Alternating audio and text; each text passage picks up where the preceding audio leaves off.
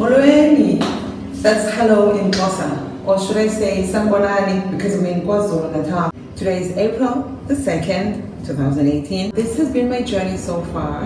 I left LA on February 28, 2018 on a very long awaited trip to South Africa. My flight was supposed to be from LAX to Dublin, Ireland. Our flight was late. While we were checking in, the lady was like, I said, oh my God, I hope I'm not too late. I had allowed myself a little bit of time, but not as much as I would have liked. And she said, that's probably late. She didn't even look at the time to see, oh, are we late or not? She was like, it's probably late. I'm thinking, all right. It sounds like this is normal. I flew Ethiopian Airlines, flew Ethiopian. So we got on the plane eventually after, I think we were like an hour late or so. It felt longer because when you've waited as long as I have had to go see your family. I know it's another hour, but really, you don't want to wait any longer.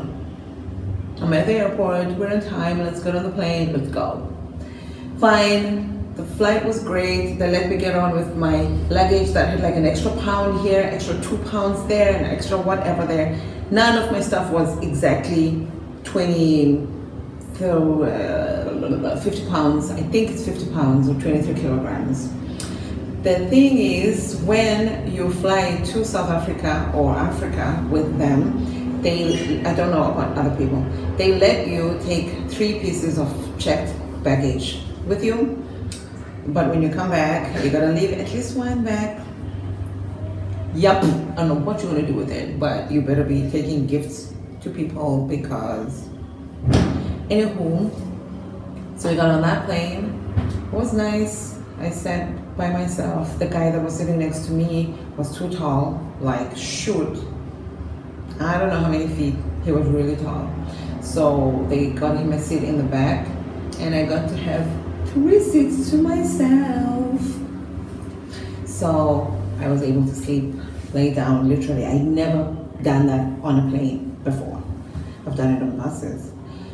But buses usually have 2 seats, 2 on one side, 3 on another side, back in the day. But now I've noticed they only have 2 per thing, which is, I think, better because who wants to sit between 2 people on a bus or anywhere?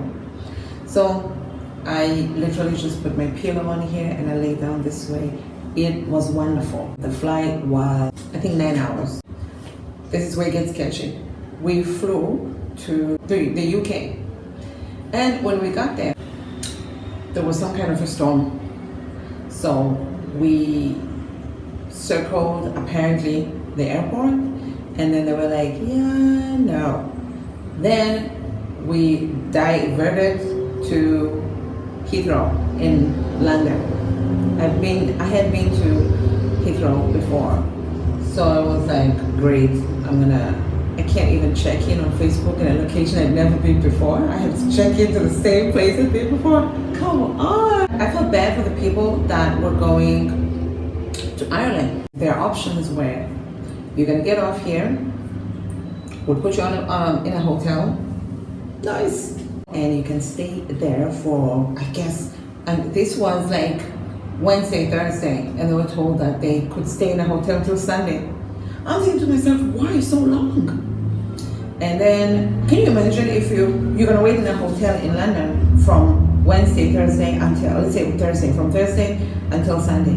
Can you imagine if you were actually flying to Ireland to be there for 2 days and you were meant to be back by Saturday? Now you gotta wait in another destination until Wednesday before you can actually go where you're going. Can you imagine? Alternatively, they'll take them to Ethiopia. And they told them this as we were getting off the plane.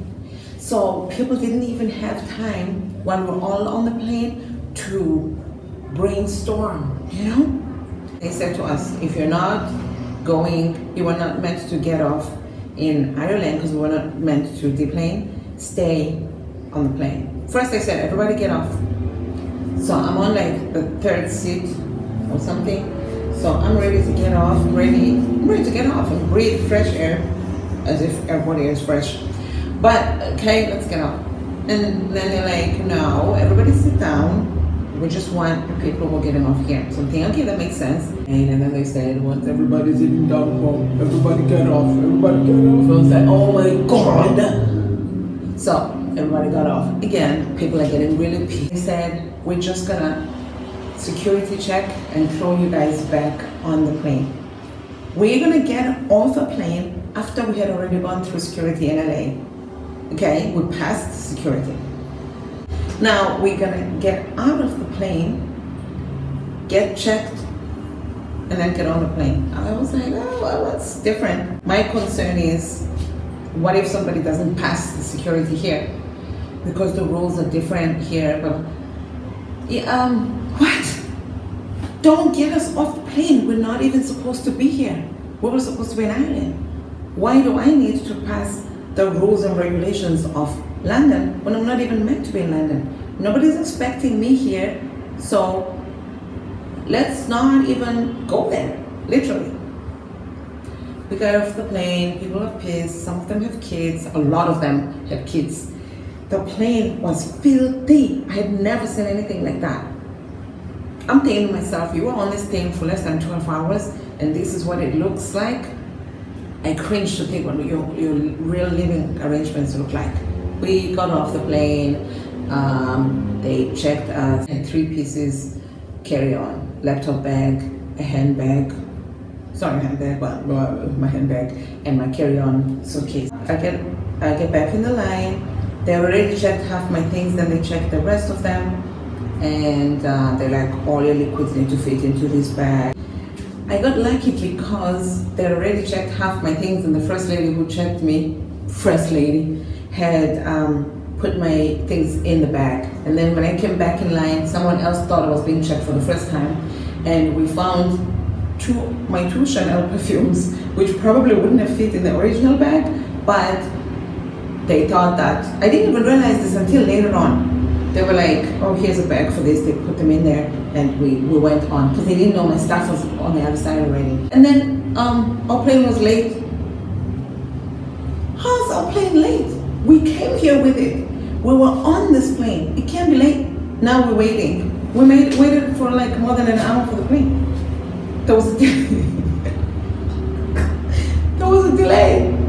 I thought this is the most amazing thing ever. Fortunately, we had Wi-Fi, so I called my people. I said, hey, I'm in London. They're like, wait, what? Because now we're concerned about Ethiopia. Our layover there was going to be 3 hours. So now, between going to Ireland for no reason, circling airports, and then flying to London, I don't know how long that is, but I'm sure it's nothing. By the way, some of the people who were going to Ireland had said that they were going to take the ferry, and I thought that was the best solution ever, because why stay in a hotel unless you were going home and you're not in a rush? We leave that place. My guy sits next to me again, the original guy, because he's also going to Africa. He's going to Burundi, something like that.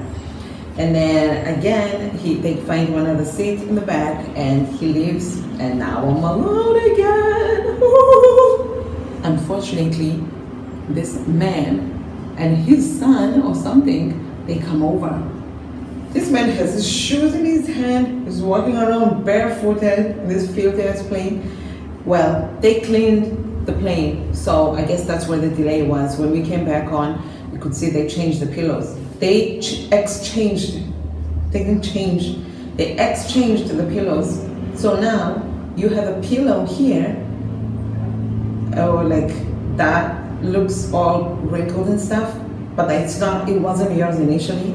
So somebody else's DNA is on this thing. Ew. And they have like blankets, but like this is not the original blanket that you had before. I guess they just took everything off and started folding and placing them anywhere. I don't understand the thought process. Back to the guy who came over with his son or son-in-law or whatever, brother. He put his shoes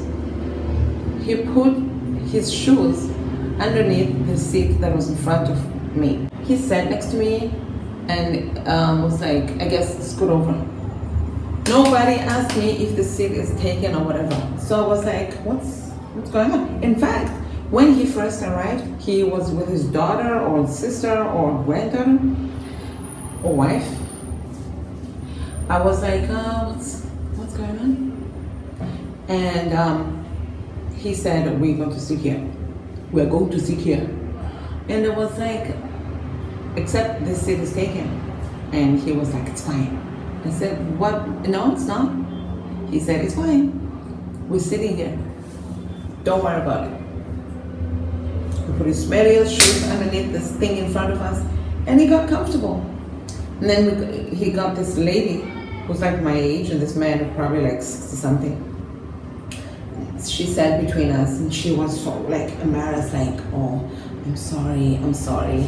And I'm just like, I mean, you did nothing wrong, and I don't own the plane, I don't own the seats. It's just that the way he just handled it was rude.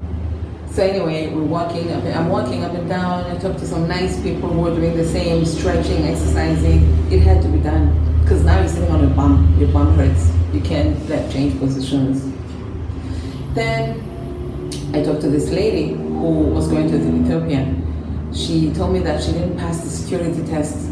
They had to take some of her things, about 8 of her liquid items, and throw them away because she had too much. I don't know how many people that happened to, but it sucked. And I felt so bad for her. That's when I really appreciated that I got taken off the line and got put back on the line and got to get away with it. So eventually we arrived in Ethiopia, and now we're gonna arrive basically about 15 to 30 minutes after our flight departs. We were supposed to have a 3-hour layover in Ethiopia. Now, which means we killed 3 hours in all that delay situation. And people are panicking. We arrived in Ethiopia, and then we found out that they had called our connection and asked them to wait for us. When we arrived, we didn't even get into the airport. They put us on a bus, and they shot us straight to our plane, which was waiting. So from this one plane onto a shuttle, onto the plane, literally. It was different, actually. It was different not to be coming from the airport. So we didn't have to pass any security checks or anything like that. Thank you, Ethiopia. And we were on that plane. I don't know where those people came from. I guess Ethiopia. But like, you know what I mean? And I sat next to a nice old man. He had 2 sons. One was sitting in another row and one was sitting behind us. Really good looking sons. And when I got there, I was trying to put my suitcase in there. I put my laptop bag, which was the heaviest piece of my carry-on luggages. I had put it into my carry-on suitcase just to save time instead of carrying all these things. And so it was really extra heavy. And one of these guys was like, do you need help? I thought, wow, what a gentleman. No, thank you. It's really heavy. I don't want to put somebody through that. And he said, no, don't worry. I'm going to get my brother to do it. I thought that was funny. He was joking. His brother was getting ready to get up and do it. Apparently they're both doctors, blah, blah, blah, blah. And then I ended up sitting next to this old man, and he told me they're my sons. So I was like, oh, cool. You raised them well. And we had a nice rapport with the old man sitting next to me, and we had a gap between us. And the food was okay. It was the same stuff that we'd eaten before. The movies there were like 3 kind of watchable movies from 25 years ago. Good thing I'm not a movie person, so I'd never seen them. So I watched those, and then after that, I kept clicking and looking for something else. There was nothing else. Started listening to music. There was no entertainment on there. And about 7 hours later, we arrived on schedule in Cape Town. They picked me up, and we headed to the house. It was my first time seeing their house, and I will tell you more about that later. This video is already too long. Let me go get takeaway to eat. Goodbye from my bathroom.